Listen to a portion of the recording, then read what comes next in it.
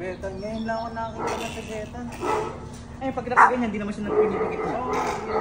Good morning everyone. For today's video, meron akong ipapakilala na bagong dog breed sa inyo. Itong dog breed na ito ay kilala din bilang King of Mastiff. At ito nga ay isang Tibetan Mastiff. Sa totoo lang, ngayon lang din ako nakakita nito sa personal. At sobrang namangha ako, kaya ito ang aking reaksyon. Magkasama, ang laki po. Ang laki ng Tibetan. Magugulog kayo. Pero mabait?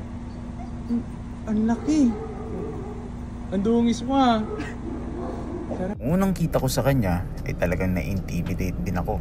Dahil siguro nakakapanood ko ng mga videos regarding sa Tibetan Mastiff. Pero sa totoo lang, nagulat ako kung gaano siya kabait.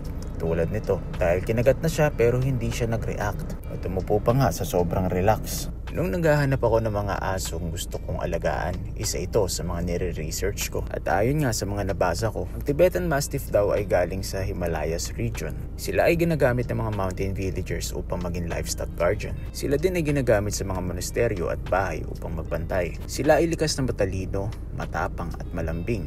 Pero huwag kayong magpapaloko sa dalang kakutan nito. Dahil ang Tibetan Mastiff ay isa sa pinaka-territorial at pinakamatigas ang ulo. Kaya ang pag-aalaga nito ay hindi din talaga biro.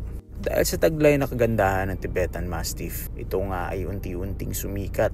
At sa sobrang kasikatan nga nito, sila ay dinala sa China upang i-breed at ibenta ng mas mahal. Sila ay naging simbolo ng kayamanan.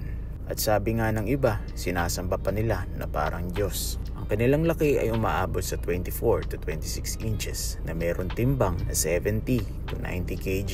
Pero kahit na ganun, kayang-kaya nitong dalhin ang kanilang mga katawan. Alam nito kung kailan siya dapat maglaro, kailan siya dapat magpahinga. At kahit na kaya nitong tiisin ng init, mas gugustuhin pa rin talaga nila sa malamig na lugar. Kaya ang sabi sa akin ng owner ay hindi daw talaga ito madali alagaan. Bukod kasi sa expenses mo sa maintenance, kailangan mo din talaga siyang bigyan ng aircon at malawak na lugar. Dagdag kaalaman nga rin pala, sila ay likas na nocturnal. Ibig sabihin, mas madalas silang gising at aktibo kapag gabi. Kaya siguro sinasabi nila na mas matapang daw ito kapag gabi. By the way guys, ito nga pala yung parents ni Mowgli. Yung tatay niya ay nag-best Tibetan Mastiff sa Mongolia. At ito rin yung bagong family ni Mowgli. Maraming salamat po sir sa tiwala na binigay mo sa akin. Sa sobrang solid ni sir, walang sabi-sabi, nagbigay agad ng bayad. Kumbaga, what is money, paper only.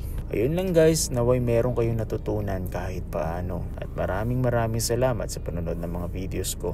God bless.